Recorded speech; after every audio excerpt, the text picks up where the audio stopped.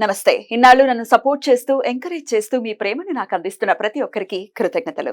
అలాగే ఈ వీడియో కూడా ఖచ్చితంగా మీకు ఉపయోగపడుతుంది. లైక్, షేర్ అండ్ సబ్స్క్రైబ్ చేసి మీ సపోర్ట్‌ని నాకు అందించండి. అలాగే ఈ వీడియో పట్ల మీకున్న అభిప్రాయాన్ని కామెంట్ సెక్షన్‌లో కామెంట్ చేసి తెలియజేయండి. ఇప్పుడు వీడియోని చూద్దాం. నమస్తే, వెల్కమ్ టు అవర్ ఛానల్. నేను పద్మిని. ప్రస్తుతంతో పాటు ప్రముఖ ఆధ్యాత్మికవేత్త, నారీసేన ఫౌండర్, దత్త ఉపాసకురాలు, శ్రీపాద శ్రీవల్లభ దత్తపీఠ వ్యవస్థాపకురాలు శ్రీమతి లతా దత్త గారు మనతో పాటు ఉన్నారు. మాట్లాడదాం. నమస్తే అక్క. నమస్తే రాజే. గురుదత్త. శ్రీ గురుదత్త. అక్క, అనఘాష్టమి అమ్మో ఎంత మహిమాన్వితమైనటువంటి వ్రతమో మాటల్లో చెప్పలేము. చక్కగా చేసుకుంటే గనక అసలు మారిపోతాయి జీవితాలు అనటంలో సందేహమే లేదు, అతిశయోక్తి అసలే లేదు. అవును. అయితే మార్గశీర్ష మాసంలో చేసుకునేటటువంటి అష్టమి ఇంకా ఇంకా చాలా చాలా పవర్ఫుల్ అనేది వింటుంటాం. ప్రతి అష్టమికి చేసుకోవటము, కానీ మార్గశీర్ష మాసంలో ఎందుకు ఇంత స్పెషల్? ఎప్పుడు వస్తోంది? ఏం చేసుకోవాలి? దత్తపీఠంలో, మన శ్రీపాద శ్రీవల్లభ దత్తపీఠంలో ఏం జరగబోతోంది? ఇత్యాది విషయాలు మీ ద్వారా. తప్పకుండా పద్మిని, అందరూ కూడా ఈ మార్గశీర్ష మాసంలో వచ్చే అనఘాష్టమి వ్రతం చేసుకోవటం కోసం దత్త బంధువులు, దత్త భక్తులు అందరూ కూడా ఎదురు చూస్తూ ఉంటారు. ఎందుకంటే దత్తాత్రేయ స్వామి పుట్టినరోజు అయిన తర్వాత, దత్తాత్రేయ స్వామి ఎప్పుడు డిసెంబర్ 15, ఆ తర్వాత వచ్చిన అష్టమి రోజు అనఘాష్టమి చేసుకోవాలని స్వామి చెప్పారు. ఎవరైతే నా దత్త జయంతి తర్వాత పారాయణం చేసి అనఘాష్టమి చేసుకుంటారో పాపములు అనేవి తొలుగుతాయి. అనగా అంటే పాపము లేనిది అన్నమాట. అయితే అనఘాస్వామి, అనఘాలక్ష్మిని ఎవరైతే ఈ మాసంలో ఒక సంకల్పంతో పూజించి వ్రతం చేసుకుంటారో వచ్చే సంవత్సరం లోపల వాళ్ళు అష్టైశ్వర్యాలు, అంటే చాలా కుటుంబాలు కూడా నేను చూశాను పద్మిని. ఎవరైతే సంవత్సరం మొత్తం చేసుకోపోయినా ఈ మార్గశీర్ష అష్టమి, అనఘాష్టమి చేసుకున్నారో 1 year లో వాళ్ళ లైఫ్ చేంజ్ అయిపోయింది. అసలు ఎంత ఆర్థిక ఇబ్బందులతో ఉన్న వాళ్ళు ఈ రోజు ఒక ఉన్నత స్థితిలో, అంటే అంత అష్టైశ్వర్యాలతో తులతూగుతున్నారు. వాళ్ళు ఈ వ్రతాన్ని మరవకుండా ప్రతి మార్గశీర్ష అష్టమి రోజు చేస్తూ ఉంటారు. చాలా ఘనంగా ఒక పెళ్లిలాగా చేస్తుంటారు. చాలా మంది అలా చేసుకునే వాళ్ళు ఉన్నారు. చాలా మంది పెళ్లిలాగా చేస్తారనమాట.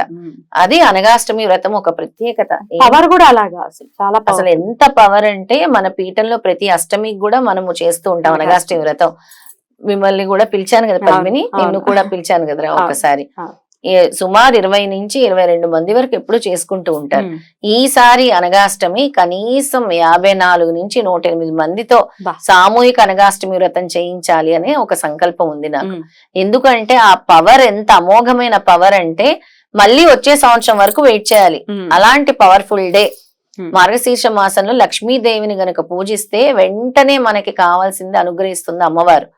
అలాంటి మార్గశీర్ష మాసంలో అనఘాష్టమి అంటే లక్ష్మీదేవిని, అలాగే విష్ణుమూర్తి ఇన్కార్నేషన్ ఇక్కడ ఇద్దరు కూడా, దత్తాత్రేయ స్వామి, అనఘాస్వామి, అనఘాలక్ష్మి, వాళ్ళని అష్టసిద్ధుల్ని కూడా మనం ప్రాప్తించుకోవాలి అంటే ఈ వ్రతాన్ని ఆచరించాలి. అష్టసిద్ధులు అంటే ఎంత పవర్ఫుల్ పిల్లలు, 8 పుత్రులు కూడా చాలా పవర్ఫుల్. హనుమంతుడికి వచ్చినవి అష్టసిద్ధులు, కాత్య వీరాజుడికి వచ్చినవి అష్టసిద్ధులు.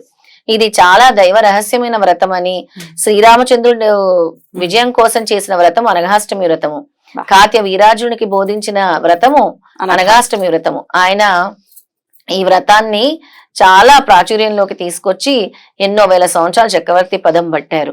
అలాగే శంకర్ భట్టితో చేయించింది కూడా శ్రీపాద శ్రీవల్లభ స్వామి ఈ వ్రతాన్ని ఎలా చేయాలి అని చెప్పి మరీ చేయించారు. ఈ వ్రతము పెళ్లిళ్ళు కాని కన్యలకు, పెళ్లిళ్ళు కాని అబ్బాయిలకు చేసుకోవాల్సిన వ్రతం అనఘాష్టమి వ్రతం. అసలు ఈ కోరిక ఆ కోరిక అని కాదు, ఏ కోరికైనా అనఘాష్టమిని కనుక ఆశ్రయిస్తే అసలు అద్భుతం కదా. అద్భుతం. ఎప్పుడు వస్తుంది అక్క ఇది?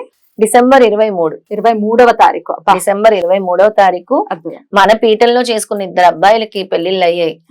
అప్పుడే పెళ్లిళ్ళు అయ్యి ఇప్పుడు ఒక అబ్బాయి జరగబోతుంది. డిసెంబర్ 8 అనుకుంటాను పెళ్లి జరగబోతుంది. వాళ్ళకి కరెక్ట్ గా చెప్పాను, మీరు 5వసారి వచ్చేసరికి మీకు పెళ్లి కుదురుతుంది, పెళ్లి అయిపోతుందని. అలా జరిగింది. చాలా ఆనందంగా ఉన్నారు. కావాలంటే మనం వాళ్ళని ఫోన్ లో కూడా మాట్లాడించవచ్చు. వాళ్ళ వివాహం జరగబోతుంది. అలాగే ఆర్థికంగా నిలదొక్కున్న వాళ్ళు ఉన్నారు, ఉద్యోగాలు వచ్చిన వాళ్ళు ఉన్నారు. ఈ వ్రతం ఆచరించి అంత పవర్ఫుల్ పద్మిని. సంవత్సరంలో మీరు ఎప్పుడు చేసుకోపోయినా పర్వాలేదు, ఈ అష్టమిని సద్వినియోగం చేసుకోండి. సామూహికం అనేది ఇంకా పవర్. మరి దత్తపీఠంలో ఖచ్చితంగా వచ్చి చేసుకోవచ్చు. రిజిస్టర్ చేసుకోవాల్సి ఉంటుంది దత్తపీఠంలో. మరి 54 నుంచి 108 మందికి కూడా అవకాశం కల్పిస్తున్నారు కాబట్టి రిజిస్టర్ చేసుకోవాల్సి ఉంటుంది. లత గారి నంబర్ కి కాల్ చేసి రిజిస్టర్ చేసుకోండి.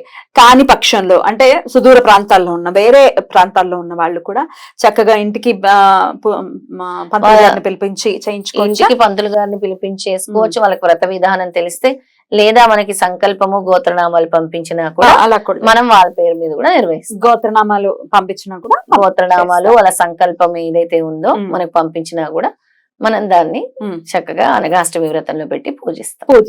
అద్భుతం అక్క. చాలా చాలా పవర్ఫుల్ డే. డెఫినెట్ గా మనం అనగాష్టమితో పాటు సువాసిని పూజ చేస్తాము.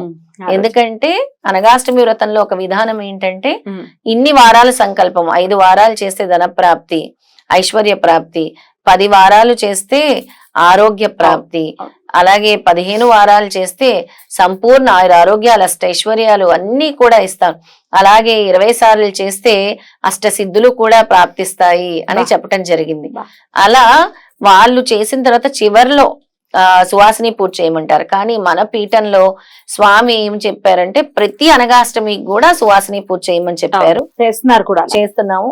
ప్రతి అనగాష్టమి వ్రతానికి సువాసిని మహాకాళి, మహాలక్ష్మి, మహాసరస్వతి రూపాలుగా భావించి వాళ్ళకి మనం సువాసిని పూజ చేయటం జరుగుతుంది అనమాట. అవును. ఒక అష్టమికి, కృష్ణాష్టమికి నేను కూడా వెళ్ళడం జరిగింది దత్తపీఠం. ఎంత చక్కగా చేశారో చెప్పలేము అసలు. కృష్ణాష్టమి చాలా చక్కగా అద్భుతం అక్క. సో 23వ తారీఖు చాలా చాలా అద్భుతమైనటువంటి రోజు కాబట్టి ప్రతి ఒక్కరు కూడా వినియోగించుకోవాలి. అనఘాష్టమిని అస్సలు మిస్ అవ్వద్దు. ఒకవేళ అంటే 8 సూతకంలో ఉన్న వాళ్ళు ఈ అనఘాష్టమి చేసుకోవచ్చు.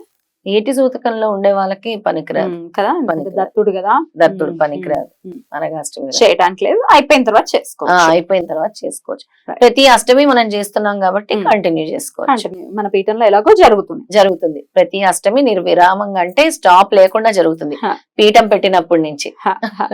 ఇప్పుడు అనఘాష్టమి చేసుకోవాలి అని ఇంత డంకాపదంగా చెప్తున్నారు, కానీ ఒకవేళ చేసుకోలేని పరిస్థితులు ఉంటాయి, రకరకాల పర్స్పెక్టివ్స్ ఉంటాయి, రకరకాల కారణాలు ఉంటాయి. ఇంట్లో వాళ్ళు చేయనివ్వరండి, ఇప్పుడు ఏంటో కొత్తగా ఇవి చెప్తున్నాం అని అంటున్నారు, ఇట్లా రకరకాల మాటలు అంటాం. చెయ్యలేని వాళ్ళ పరిస్థితి ఏమిటి? స్వామి అనుగ్రహాన్ని ఇంకా పొందకుండా అలా ఉండటమేనా? అలా ఏం లేదు పద్మిని. ఎలా అనుగ్రహం పొందాలి? వాళ్ళకి చక్కటి ప్రశ్న అడిగావు. వాళ్ళకి శ్రీపాద శ్రీవల్లభ చరితామృతంలో అనఘాలక్ష్మి వర్ణనము అనే అధ్యాయం ఉంది. దాన్ని చదువుకొని వాళ్ళు భావించినట్టుగా, ఎందుకంటే స్వామి చెప్పారు, నువ్వు కాశీలో లేకపోయినా నీ మనసు అక్కడ ఉంటే నువ్వు కాశీలో ఉన్నట్టే. నువ్వు ఏ వ్రతం ఆచరించటానికి, తీర్థయాత్ర చేయటానికి నీకు అనుకూలంగా లేకపోయినా నీ మనసు దాన్ని చేస్తున్నట్టు భావించినా, ఆ విధంగా నువ్వు అనఘాలక్ష్మి వర్ణన చదివినా కూడా, అధ్యాయం చదివినా కూడా స్వామి నీకు చేసే అవకాశాన్ని కల్పిస్తారు. త్వరలో అనుగ్రహం ఇస్తారు, అనుగ్రహం ఇస్తారు. చేయలేకపోతున్నాను బాధపడాల్సిన అవసరం లేదు. అధ్యాయాన్ని పారాయణ, అనఘాలక్ష్మి వర్ణన అని ఉంటుంది, ఆ అధ్యాయాన్ని పారాయణం చేసుకోవాలి. అద్భుతం. చాలా బ్యూటిఫుల్ గా ఎక్స్ప్లెయిన్ చేశారు. 23వ తారీఖు చాలా కోలాహలంగా జరగబోతోంది అనమాట చాలా దత్తపీఠంలో. ఖచ్చితంగా స్వామి అనుగ్రహం ఉంటే నేను కూడా అక్కడే ఉండేటటువంటి ప్రయత్నం ఖచ్చితంగా కూడా వస్తే మాకు చాలా ఆనందం. కానీ పరిస్థితి తెలుసు కదా, తెలుసు కాబట్టి వస్తానో ఏమో తెలియదు, కానీ అదే వస్తావు ఖచ్చితంగా, స్వామి తీసుకొస్తాను. మీకు కూడా మన దత్తపీఠంలో మనస్ఫూర్తిగా కోరుకుంటూ కృతజ్ఞతలక్క. నమస్తే. జై గురుదత్త. శ్రీ గురుదత్త.